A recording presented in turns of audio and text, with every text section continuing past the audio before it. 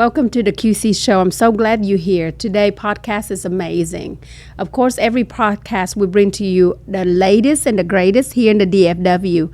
And today I have here next to me my beloved husband, Mr. Wesley Stone. I'm so happy you're here with me, honey. Finally pull your teeth to get you here. Well, thank you for having me on. I appreciate that. Yes. So, of course, many of you all know it is very, very behind the scene. Many times, Wesley's always worked tirelessly supporting all of us in our community. So today, I wanted to have him come in here to do a feature, some of the project that he's been working on.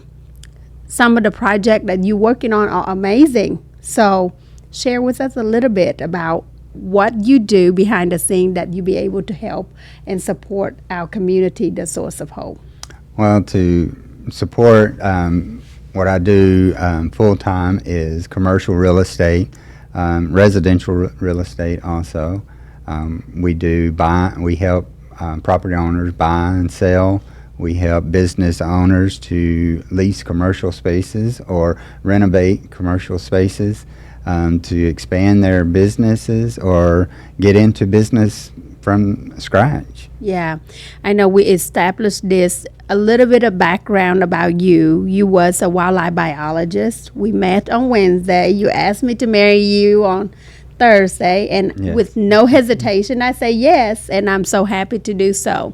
Established in 1998, you take on a big adventures. Talk about timber and land management there, and that's where it's take you here to Stone Global Realty. Well, I transitioned from being a wildlife biologist more into property and land management when I worked for a private consulting firm in South Arkansas.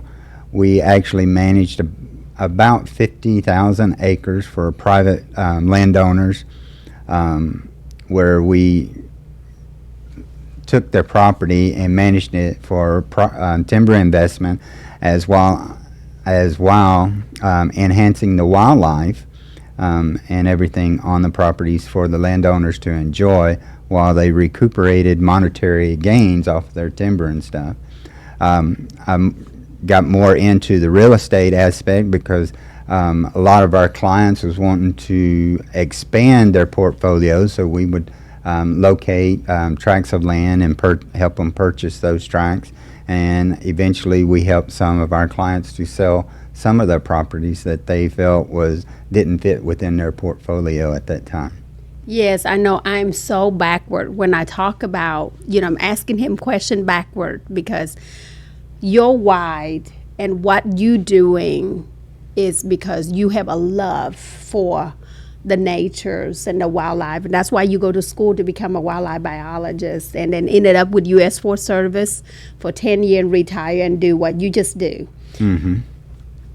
Talk about some of the amazing, wonderful project that you get to do at U.S. Forest Service. I can remember when. Yeah. Well, while I worked for the U.S. Forest Service, it was a fun job. I mean, it was play most of the day to me because we actually went out and we had a program for high school students that would work during the summer. And so we'd have anywhere from 15 to 30 high school students, and we utilized that manpower, and over a 3-year period, we mapped out and measured all of the rivers there on the Ouachita district and all the feeder streams coming in. We would measure the pools, the riffles. We would take survey of the fish and the amphibians, and we did that for approximately 195 miles of waterways just in the Caddo district there. That's so amazing. I'm just going to give our audience a little bit of glimpse of things. As a young married couple, we live in this mountain, and I come home every day. I will cook. You will always have to have protein, veggie, and of course me, rice and soy sauce will be just perfect for me, right? But my husband needs to have protein, and at one day I come home and literally open out a freezer, and there was like rat coming out our freezer, and then in the refrigerator there was a huge sack, something moving. Realize you like, oh no, that's my rattlesnake. He have a fever, so I'm just calming down. Share with everybody what was that all about. It's scary for me at first. Well, I worked on a telemetry study for Western Diamondback of the Ouachita Mountains, and then the timber rattler and cottonmouth.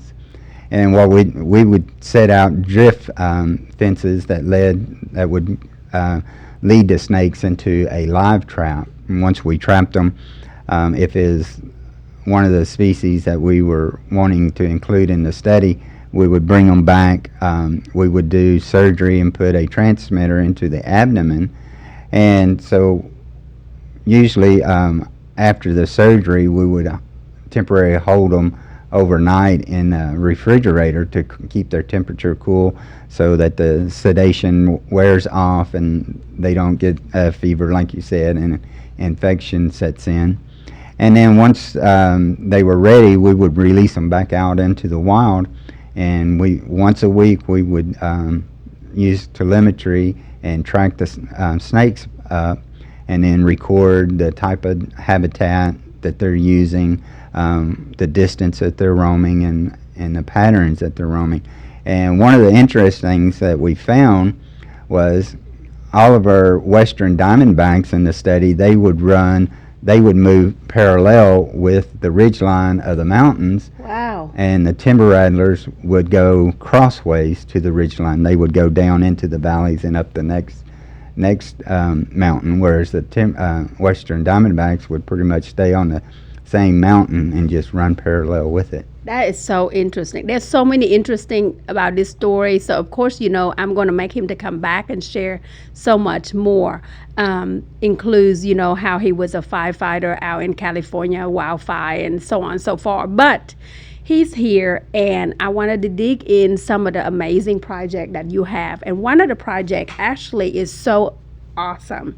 One of the feature property is on the 5.34 acre tract located in the heart of Grand Prairie. Share with us about that. This is, taking his why, what he's doing, and his love, his passion with lands and timbers, and now this is what he does for a living, and supporting us. And so share about that 5.34 acre of land in Grand Prairie. Well, that site, the appealing for it is a commercial or industrial development, and what its position right on Highway 61 and George Bush Tollway, in close proximity of Interstate 30 and Highway 183 to the north, putting it right into a major transportation corridor.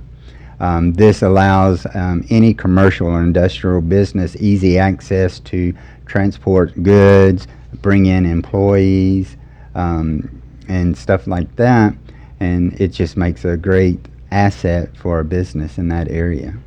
Awesome. 5.3 acre in Grand Prairie. It's a raw land that people can develop. Yes, it's a development area. Right now, Grand Prairie is seeing a big boom in their commercial and industrial businesses, and they accommodate those businesses, and they seek to bring in new businesses of that type in that area. Yes, and we love Mayor Jensen there in Grand Prairie. Very approachable mayor. Excited to share a project that you are having in the city of Grand Prairie. Yes, we have 5.34 acres for sale, zone industrial commercial there in just off of Highway 161. Perfect. Okay, what make this Grand Prairie locations appealing commercial industrial development? The key is the key to this property is its strategic positioning. It's located directly on Highway 161 and George Bush Tollway, close proximity to Interstate 30 and Highway 183, which means direct access to major transportation corridors This enables any commercial or industrial business to be able to bring in goods, bring in employees, transport goods out all across the DFW Metroplex. And it's also strategically located real close to the DFW airport, making it very appealing for any business with logistical needs or if they have travel needs in the future and stuff. Awesome. The second question I have here is, what specific type of development you envision for this 5.34 acre? Well, given the high exposure and easy access for this property, it's ideal for a variety of commercial or industrial businesses such as retail, self-owned, operated, service-oriented businesses. That's awesome. It can also be used for warehouse, office, Yeah, because I noticed in the logistic facility is next to it. There's some logistic company already there. Yes, it's this property is located in the hub of Grand Prairie's logistical district. Wow. And just a little bit further to the east of it is they have a major multi-use development with residential properties, commercial, retail, entertainment district also coming in. That's wonderful. Okay, I have one more question. Do you have time for me to have another question? Yes, You always have time for your wife. Yes? Yes. Okay. How does this property fit into the broader of Grand Prairie real estate market in the trend today? Well, like I had mentioned before, Grand Prairie has a robust industrial and commercial sector, and we're seeing a consistent demand for those type of industries being developed here in the DFW metro area. And this site is actually perfectly situated for any logistic or commercial business that's looking to expand or have a new facility for themselves. Yes, and with Stone Global Realty, you work a lot with municipality and the city and city manager, make sure you stay up on the trend, what coming, what going, and all that aspect of economic development. Yes, it's always easier to get something done when it's within the visions of the city instead of trying to fight against them and go against their plans and everything. That's so good. You work with so many developer from international aspect of it, and I understand that you do real estate for 50 different states and over 27 different countries. Yes, we're licensed brokerage in all 50 states here in the United States, and then we have